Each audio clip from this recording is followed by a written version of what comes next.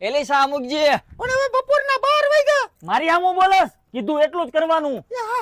આ મોટા ભાઈ તમારે હાથી આલી ગયું હોય મને આપો ને. પણ જ્યારે હોય ત્યારે હું માગવા દોડો આવે, શરમ નથી આવતી? મોટા ભાઈ માંડ ખરાડ થઈ છે, આપો ને, હું તમને ભાડું આપી દઈશ. નથી જોતા તારા પૈસા, રાખ તારી પાસે. અહીંયા આવતો ને કઈ માગવા. ઓય બે ભાઈ હું બાજો છો? આ જોવો ને હાથી માગવા એવો છે. હા તે પણ દેને એને એમાં શું વાંધો છે? આને મારે કાઈ દેવું નથી, આ કબેડી નાખીએ છે. હાલા તારો નાનો ભાઈ છે, આની ઉપર દયા નથી આવતી. હવે તમને દઈ આવતી હોય તો લઈ જાવ એને ભેગો. હાલામ.